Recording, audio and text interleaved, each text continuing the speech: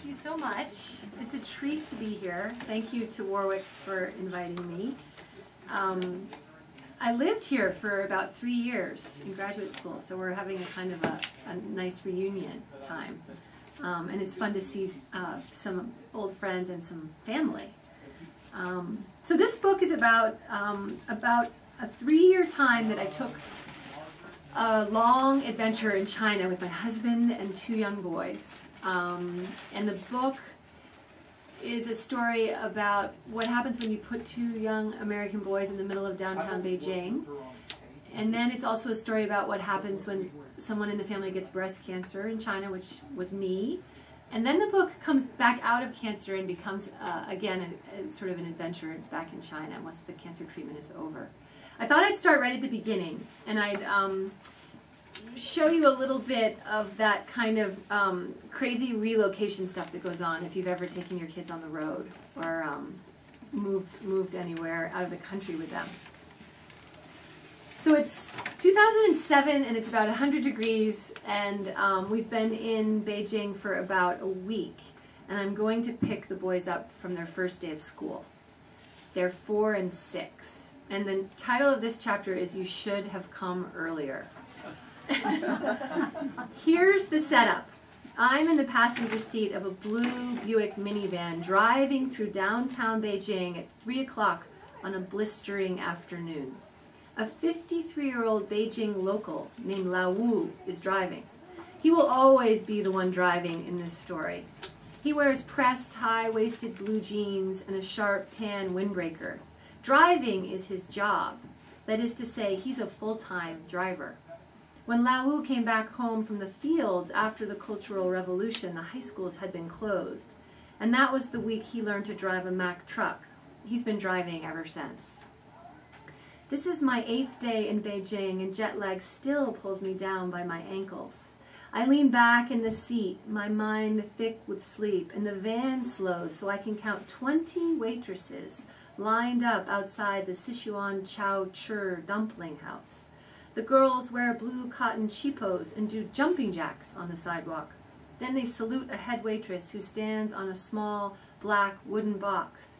Next they let out a cheer and march in a circle on the sidewalk. People don't march much where I'm from. Maybe the occasional high school band at the annual Bath Memorial Day parade. But marching is very much the way here, some kind of simulation of the hard-nosed Chinese army way of life. Maybe some kind of leftover from the communist heyday. At the apartment complex where we live, there are more marching guards, and they salute me every time I come back to the building. I want to tell them I am not their senior officer. No, I am a 40-year-old American wife and mother of 2 who can't remember how to pronounce the number 8 in Mandarin. This is a problem, because 8 is where we live. It's China's luckiest number, and let me say right now that numerology is intrinsic to the whole China operation. Numbers here have secret, mystical powers. There are no 4th floors in China, because when spoken, the Chinese character for the number 4 sounds too much like the character for death. I have never been to China. I don't speak the language. I've bought a wooden Chinese desk. My plan in Beijing is to finish a novel. 200 pages of a rough draft set in Paris. The boys are here to go to school. It's what boys do, I keep telling them. Their school is a 20-minute highway ride south of our apartment. It sits down the road from the underpass that marks one of Beijing's busiest intersections. A juggernaut of rickshaws, one-speeds, VW Santanas, and horses and wagons. Today, a horde of teenage vendors has set up shop on the sidewalks to sell chestnuts and lychees and baked sweet potatoes. The streets are not pedestrian-friendly. They're long blocks of strip malls and food stalls and mid-rises in all stages of rehab and post-hab. There are turtles for sale, and athletic socks, and phone chargers. How strange and how dazzling. The more I stare, the more arbitrary those marching waitresses back down the road begin to appear, like some kind of imposed order, a finger in the dam. The school is called Beijing City International School, and we chose it from a website. Tony took a tour of it when he came over 2 months ago, and the way I see it, the school is a crapshoot. Because how can you pick teachers from photos on the internet? The one thing I like about the place, though, is that very few American kids attend. There are Korean children and Taiwanese and Hong Kong Chinese, plus Indians and Australians and Europeans and Brazilians. They advertised a secular curriculum, Chinese language classes, and a focus on being internationally minded. There's supposed to be art and music and swimming, no marching. Small people emerge from the building, little children who don't look like they could be old enough to hold their heads up all day. The children's blue backpacks are bigger than their torsos. And here comes Aiden's class. And there's Aiden. He's a bean with sandy brown hair and huge almond eyes. He's usually a dreamer who never stops wondering about the state of the universe. But right now he looks tired and cross. And as soon as he sees me, he starts crying. He thrusts his backpack in my hands. Do you have a snack for me? Do you have water? I'm thirsty. I'm hot. His teacher, Carmel, is from Australia, and she reminds me of a high school friend's great fun aunt. She calls him darling, but he won't look at her. She says he's just a little wound up about getting the answer right in Chinese. Then Thorne rounds the corner. He's the blonde in the family, dark eyes and tan skin, and then this shock of bright hair. And he likes to be out in front. He prefers to know the game plan and the score and the names of the opposing players. He is our camp director.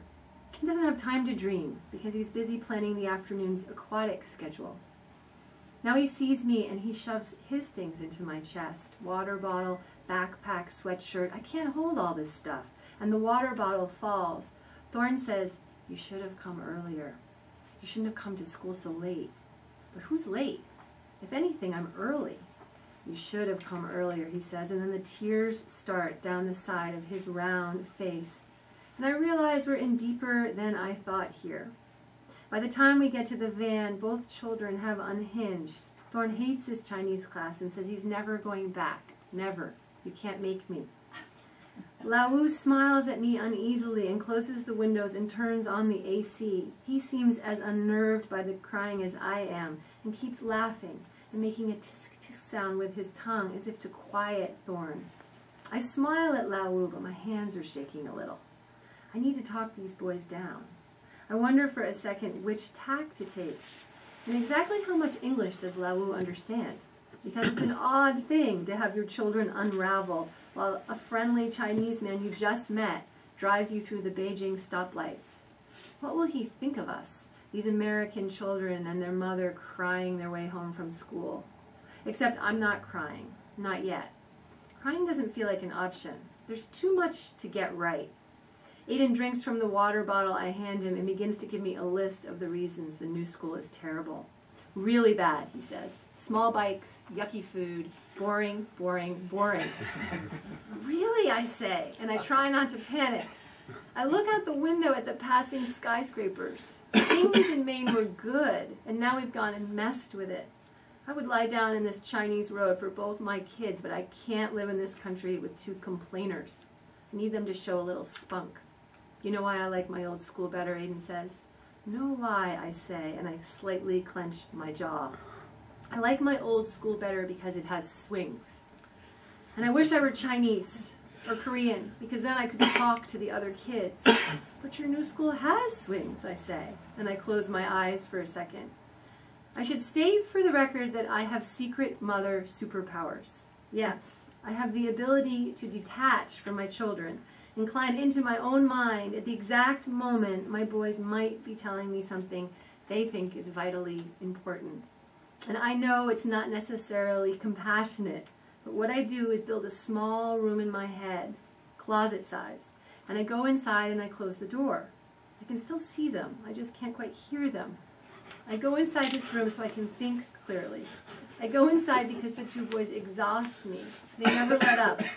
Their games involve running and jumping and leaping off furniture. My old school had sturdier stuff, Aiden says, and sips his water. Sturdier, I say, and I look at him closely. and I wonder how quickly I can get into that room in my mind, because the machinery in Aiden's head is testing me. Yeah, he says, the climbing stuff was sturdier. And then Thorne chimes in that he doesn't know anyone at his school. Where are my friends, he says. It's a simple question, and it deserves a good answer. The boy's urge to belong is palpable. I feel it too, a primal need to fit in here somehow, to reach some kind of early understanding with China. By the time we get back to the apartment complex, it's begun to rain. We climb out of the van and say goodbye to Lao Wu.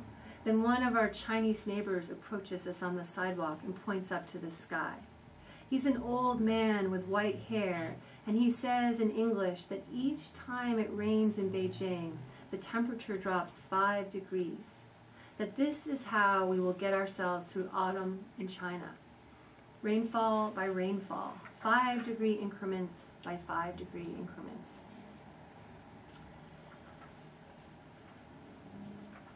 And since we're on this child acclamation boy theme, I thought I would keep going. And I would go to another early chapter where you can really see the quirky effects that living in this foreign country is having on my kids. The Great Wall is older than Johnny Cash, is the name of this chapter. The next week is when Thorne starts singing. It's early September, and he walks around the apartment belting out songs in falsetto. I'm trying not to worry. But now that I've noticed, it seems like he sings all the time. During breakfast yesterday and while we played Monopoly, he can't seem to stop. He mostly sings patriotic American songs. America the Beautiful, Battle Hymn of the Republic, which makes it weirder.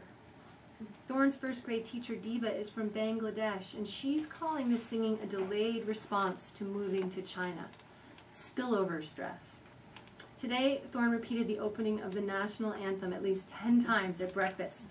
Oh, say can you see by the dawn's early light. It's like watching an involuntary tick. He has different registers for different songs, and we can't get him to stop, except it has to stop, because it's driving me crazy. Tony cooks a stir-fry in the wok he's brought from the States. He finds it relaxing to slice garlic and chop broccoli. It always amazes me how much pleasure Tony gets from feeding people. We sit at the wooden dining table and Thorne sings Kumbaya over and over. Someone sing Lord Kumbaya. We try to eat the rice and vegetables, but Thorne keeps singing. So Tony and I make a rule. We say it's a little distracting to hear songs while we eat. He doesn't take it hard because he can't really stop. He just gets quiet. He has a sip of water, and then he announces nervously, "Here we are in China." And then he starts to hum, "This land is your land." Aiden has turned to music in a different way. For Aiden, there's one song and one man. His name is Johnny Cash.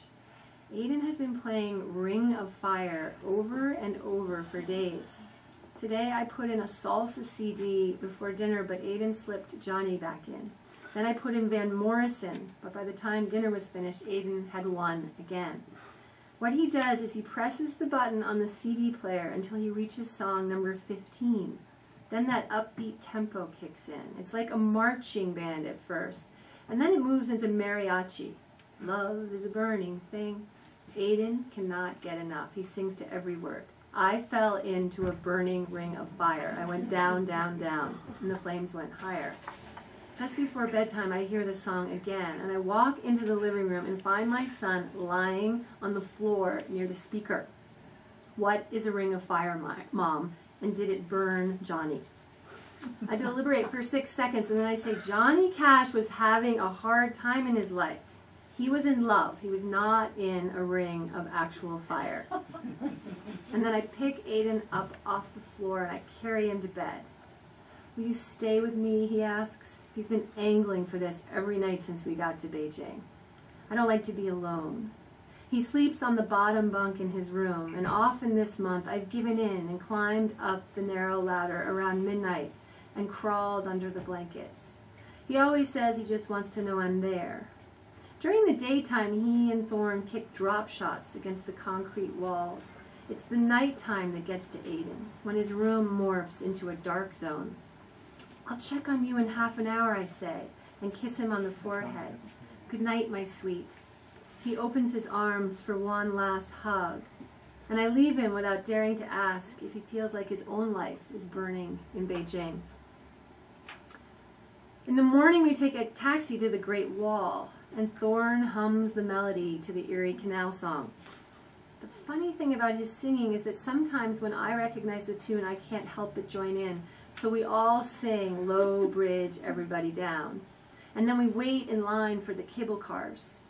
A crowd of Chinese tourists swells behind us, and when the cable finally starts up, we become part of a small, inexplicable stampede.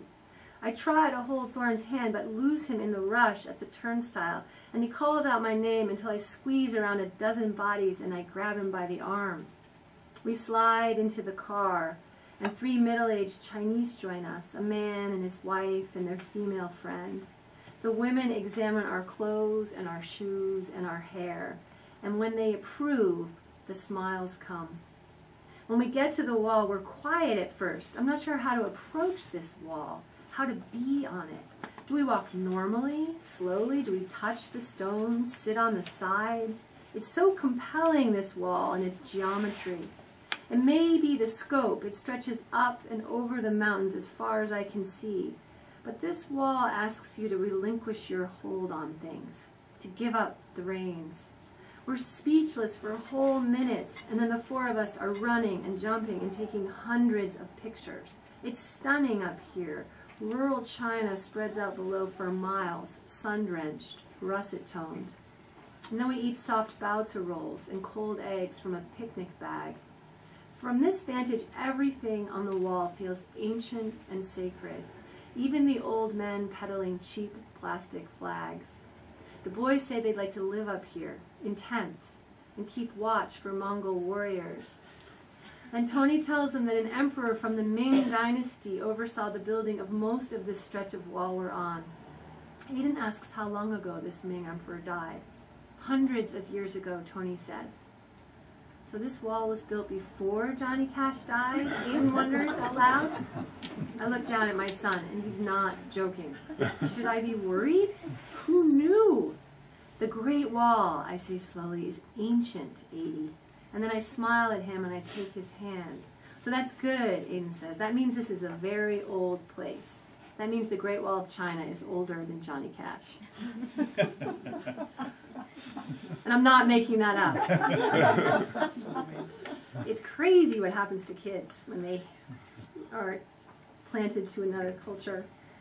So this is, now we're sort of moving into almost the middle of the book. And one of the things that happens when you move anywhere is you have to make new friends. And it's an interesting thing when you really only have in common the fact that you're sitting in the middle of the Gobi Desert in this huge capital city called Beijing. And we slowly started to meet folks. And this is a family dinner date at a really quirky Buddhist restaurant that had the most amazing names of its dishes. So I like to read this for the names of the dishes. At home, I make a dinner date with a woman named Molly. She and her husband Dan and their 2-year-old Anne moved here from California 6 months before we landed. They live 1 apartment complex down from us in Palm Springs. On Friday, our families walk to the Lotus Blossom restaurant, a Buddhist place that sits at the end of a garbage-filled alley 20 minutes from our apartment. Buddha statues appear along the alley to mark the way. Some of us are hungry when we get to the Lotus Blossom. Some of us under the age of 7 are cranky. There's another Buddha statue standing by the restaurant door. This one is life-sized.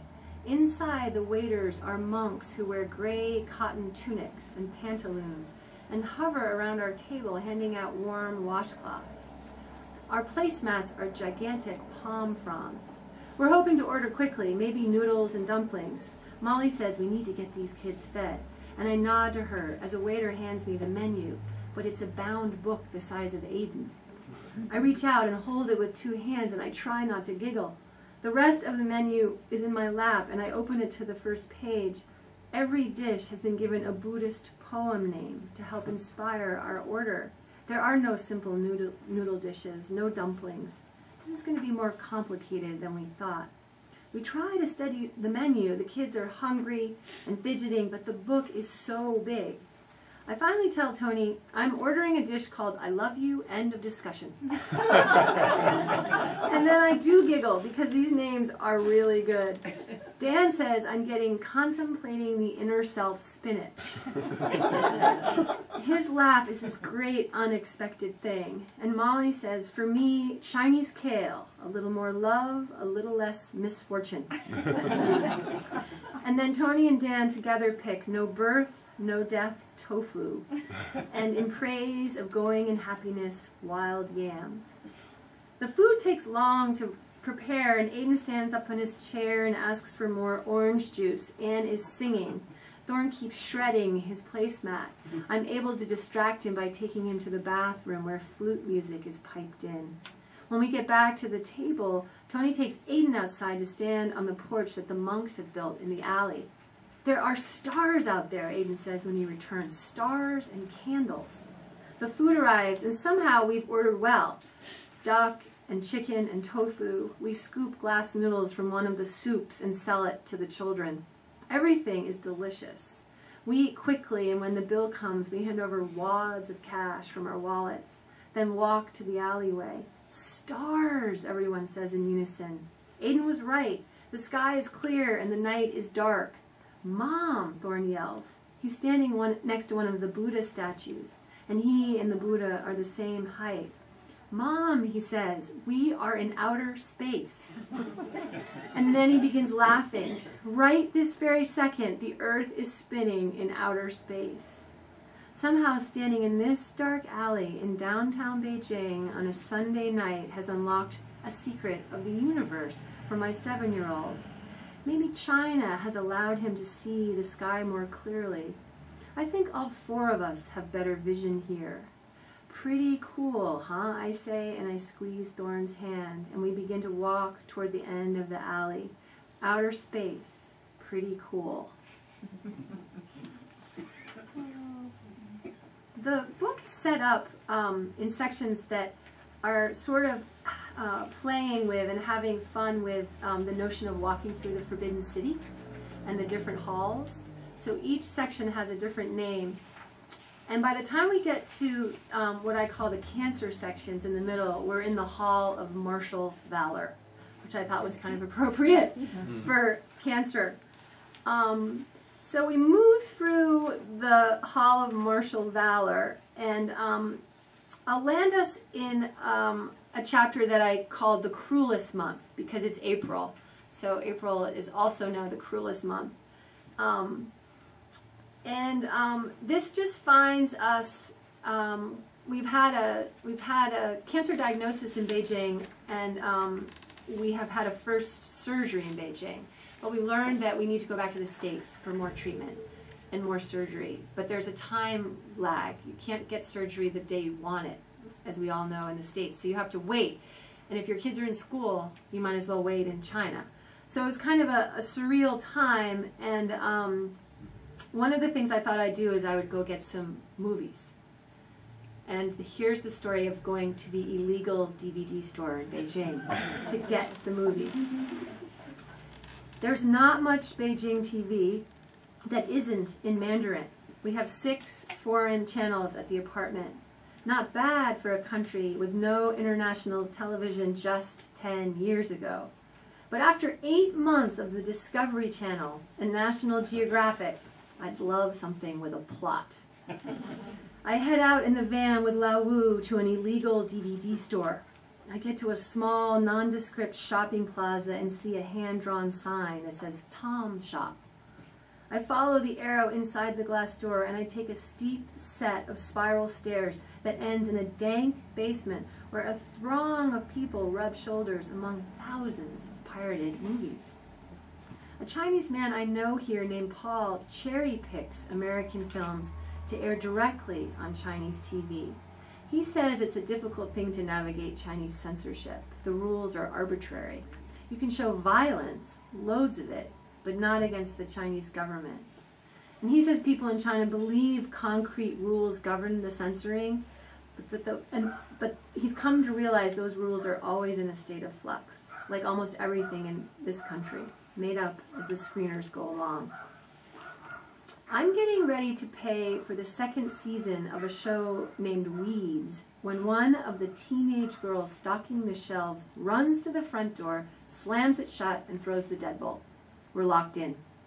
And from the jittery Mandarin around me, it sounds like the police are about to make a raid.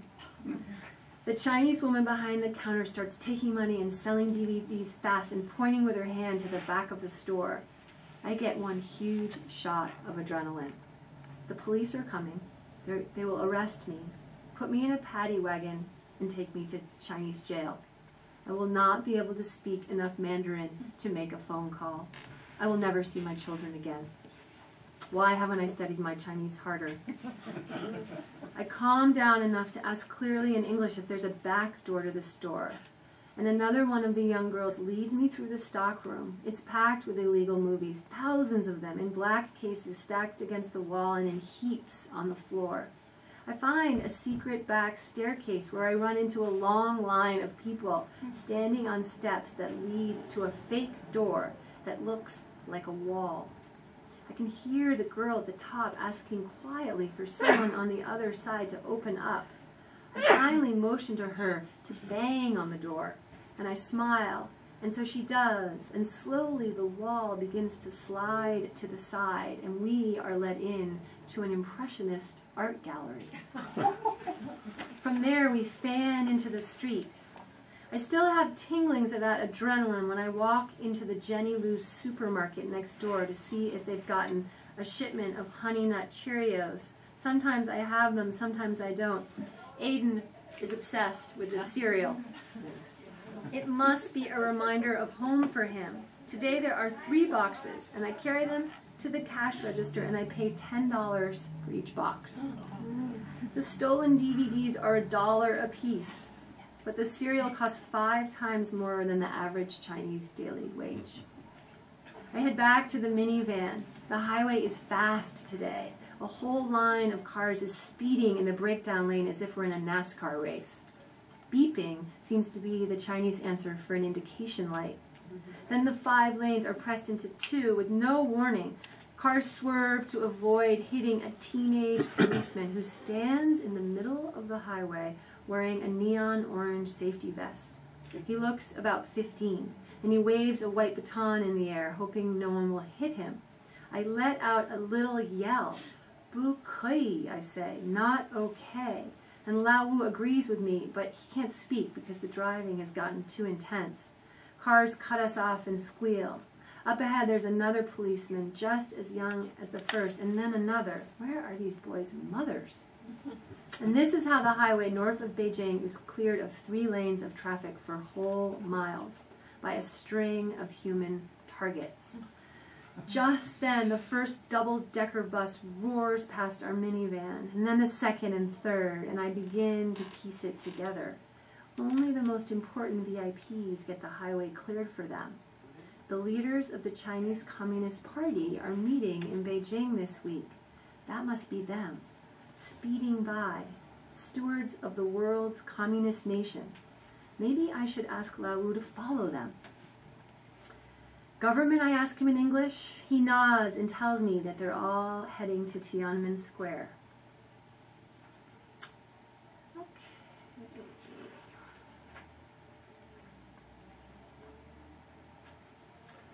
Let's see.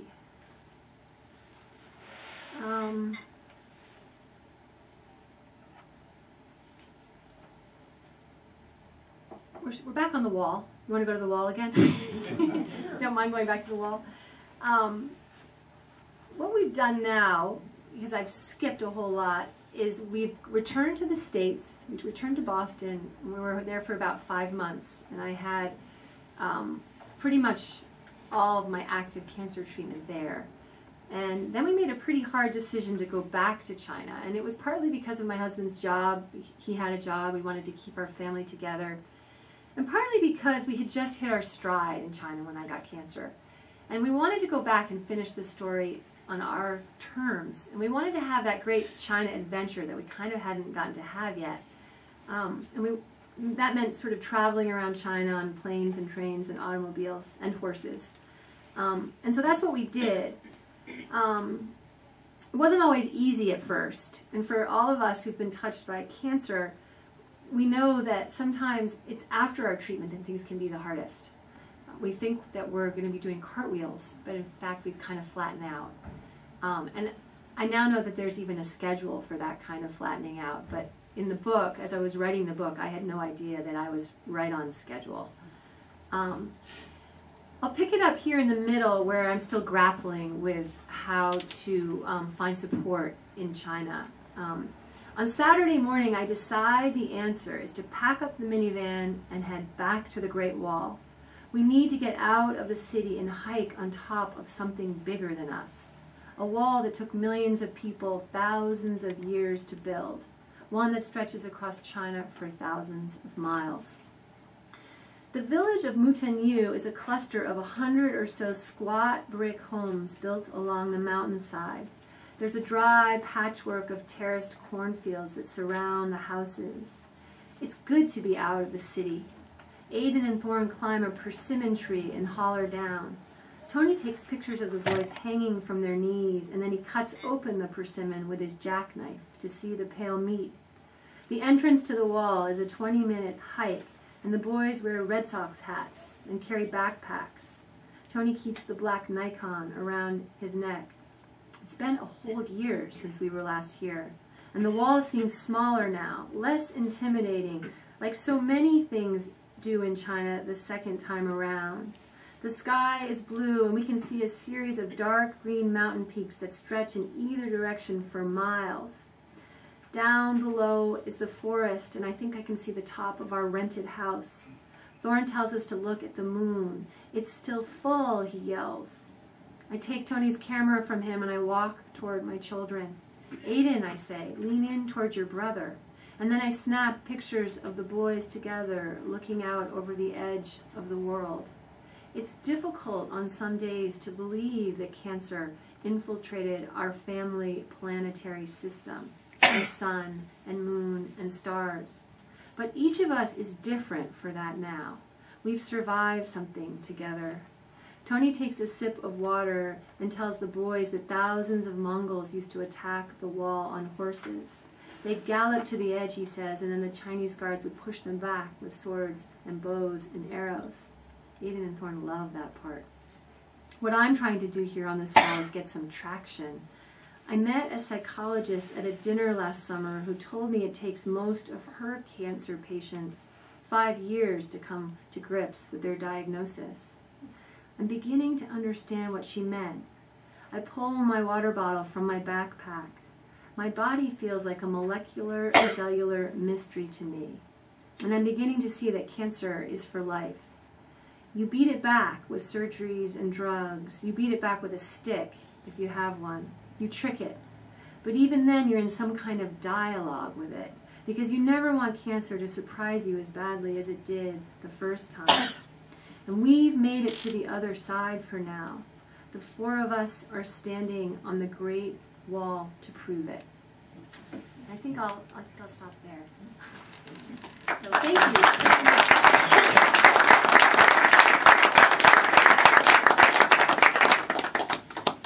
So yeah, we have plenty of time for questions or conversation. If anybody wants to talk about modern day China or anything else. I don't know if we have any writers in the crowd or people that have been to China.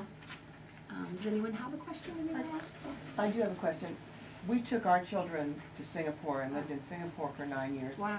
And how did your children react when they came back? Because a lot of times children who are young, when they go into a third culture, have almost more of a difficult time coming back to their home culture than they did adapting to the foreign culture. I've heard that a lot. We were lucky, I mean, because of our interruption and our time where we needed to come back for those 4 months, they were really still very much in touch with their community. And we were only gone for 2.5 years. So they actually had just a fine transition back. They did. What I was amazed by was that as long as the unit was good, I felt like we could have taken it anywhere. You know, we could have stayed in Beijing. I felt like we could have really moved on anywhere because they were completely bought in. Oh, this is what you do. You know, you move to these foreign countries with your mom and your dad. And they learned Mandarin, and they made so many friends. So I have a chapter in here called the United Nations of Second Grade, because their friends were from all over the world. And in fact, many of them we're still in touch with. And we're going back in June, just for 3 weeks. But they'll go to school, and they'll reconnect with their friends. So, yeah. An American school, or? Well, it was an international school, Chinese owned, and very much Chinese attended, with a large Korean population, and certainly a smattering of Americans. It's funny, Americans got to Beijing pretty late in the game, in the expat game. So there aren't so many Americans there, you know? And South Korea, the latitude line is right there. So you'd be amazed how many South Koreans there are. In fact, those are some of my boys' very earliest best friends who we were very much in touch with. So at first I thought, wait, do we come to learn Mandarin or Korean? You know, what are we, which language are we learning here? Yeah. Are they able to continue with their Chinese language in the U.S.? Well, I'm lucky that my husband's fluent, so we try to speak it at home. We have, you know, Mandarin-only car rides, but it's really hard. We've had a tutor, and their school will start Chinese in 6th grade, but we have to get to 6th grade. So, but I'm sure, are some of your kids learning Mandarin right now? Yeah, that's pretty amazing. Yeah. Anyone else? I lived in Yunnan province for a while, which is very interesting, and I found it very different from Beijing. Were you able to get around and see the tremendous contrasts in poverty, I was going to really say. Yeah. And tribal living and that kind of thing. We were, and in fact, I think like many, Yunnan was one of our favorite places. So we did some really long, kind of life-changing treks in Yunnan, because we all got very sick in Yunnan, and we were in remote villages up, you know, steep mountains, riding horses. So that's all in the book, actually, sort of. But we loved Yunnan. I mean, and you are so right to use that word, poverty. I mean, you can see Beijing feels like one of the most modern capital cities in the world, and then you can drive 20 minutes outside of Beijing and see such incredible poverty. And really, it's like 2 different centuries are living side by side. I mean, there's often no electricity. It's very humbling. But what an amazing country. What an amazing country. Yeah. I'm curious about your writing process. When you were there in Beijing, did you take notes, or did you actually start writing the memoir in real time as you went through? What was your process? Thank you for asking that, because I like to talk about that. I did write the book pretty much in real time. I had been teaching poetry at a college in Boston. Poetry was my background. And I wanted to write this story of taking the boys to China. I didn't know that it would become also a story about cancer in China. So I was taking copious notes upon arrival. I didn't know what I was going to do with them. I didn't know what that sort of narrative arc would be. And it seems rather obvious now. I pretty much started at the beginning and moved through. But it's funny, when you amass that much material, for a while you can't see your way through it. But I'm a huge believer in just getting stuff down and generating material. I teach a lot of different writing workshops, and I'm always telling students, it doesn't matter whether you're writing nonfiction or fiction or poetry. Let's not call it anything at first. Let's just try to get image and detail. So that's what I did, and then I went home for treatment, and someone gave me a little writing journal, and they said, oh, you know, you might want to write some of this cancer stuff down. And I said, you are crazy. I don't want to write any of this down. But of course, after a few weeks of being idle, and I started just writing down little notes that later were like clues that pieced together the cancer experience again. And I realized I had the second half of the book. So that's how that went. Yeah. Any other questions? How big is the fake Buddha? Oh, the fake Buddha. Yeah. I wrote this chapter in here called Starter Buddha, and it was excerpted in the New York Times Magazine in a condensed version. So everybody always asks me about the Buddha. But it's big. I mean, I think it's this high, and I mean, it takes 2 or 3 people to pick it up. I mean, it really is very large and very fake. Of course, we thought it was real when we bought it. So, real as in old, antique. Oh, what fun. Yeah. No. That was at one of the greatest flea markets in the world in downtown Beijing. And do the boys have a special name or? For the Buddha? Kind of cash? Oh, yeah. No, we just call him the Buddha. Uh-huh. Yeah. He sits in our living room now. Yeah. Great. Any other questions at all? Yeah. What's your sense of medical care in China and its direction? The direction, that's a really interesting part of it. I feel like I was there on the front lines of China and particularly Beijing grappling with modern healthcare because the Olympics were coming. And what were they going to do? So when I had my surgery, they were literally doubling the size of the hospital. And that meant sledgehammers night and day. So there's this great cultural collision when I come out of surgery and I'm in post-op and everything's gotten very crazy because the Chinese doctor, who was very dismissive at first of my breast lumps, which I had found, then realized that we had a big problem on our hands. And then he wanted to have a mastectomy, on the spot mastectomy. And we said, no, we're going to leave now. But before we could leave, we had to wait in this post-op room where they literally were sledgehammering, in the walls all around us. We couldn't even speak. And finally, this Chinese family next to us, we were all in this room together, lost it. The patriarch of that family lost it, and he started screaming, and he demanded to see the manager of the hospital. And they finally produced this English-speaking person who said, but we have to do this. The athletes are coming, and they're going to be dehydrated. We need room. So if that gives you some indication of what was going on. Now, I will say that I had absolutely no patient care. They didn't have any kind of cancer system. They hadn't seen a lot of breast cancer yet, particularly at the International Hospital. Now that's changing. I mean, even in the last 4 years, but you're seeing the numbers rise a lot in China, but nothing like the epidemic that we have. And a telling sign of that is that a very respected doctor from the States, an oncologist, actually had landed in Beijing. And the last year I was there, he was building a cancer program. And his goal was to get a lot of Chinese nationals there. Whether he was going to succeed or not, I don't know, because first of all, it's going to be really expensive healthcare, really expensive.